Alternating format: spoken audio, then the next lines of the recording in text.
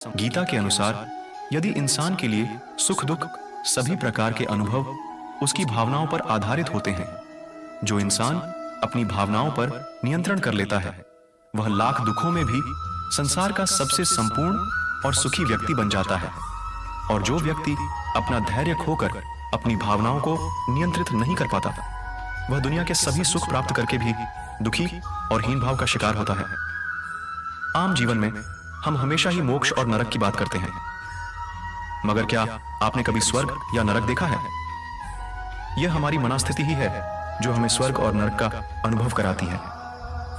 मगर आपको किसी चीज का लोभ है, या फिर आपको बहुत गुस्सा आता है, या फिर आप वासना के शिकार हैं, तो जान लें कि यह तीनों ही नरक के द्वार हैं। जहां लालच आपको अपनों से दूर करता है, वहीं क्रोध आपको रोगी बनाता है और आपके बनते कामों को बिगाड़ता है।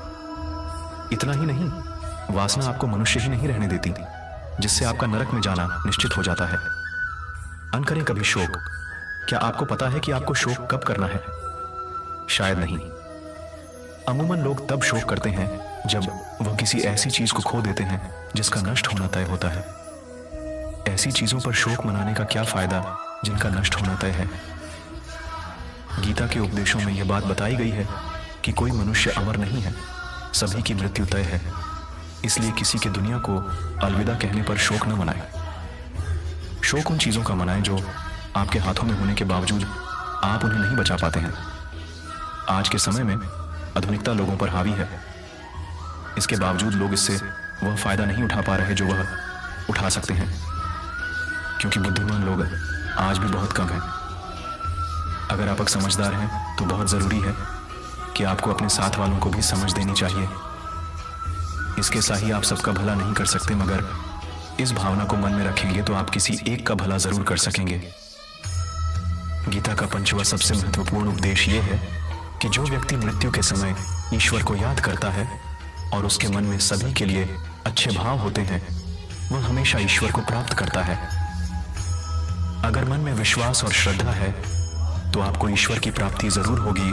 कि जब श्री कृष्ण अर्जुन को उपदेश दे रहे थे, तब श्री कृष्ण ने अर्जुन से कहा कि यह ज्ञान जो मैं तुम्हें देने जा रहा हूं, सर्वप्रथम मैंने इसे सूर्य देव को दिया था।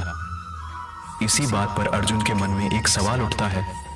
वह श्री कृष्ण से कहते हैं, आपका जन्म तो अभी कुछ समय पहले हुआ है और सूर्य तो देव है, वह तो ब्रह्मांड के परिचालक हैं, फिर आप उन्हें कैसे ज्ञान दे सकते हैं?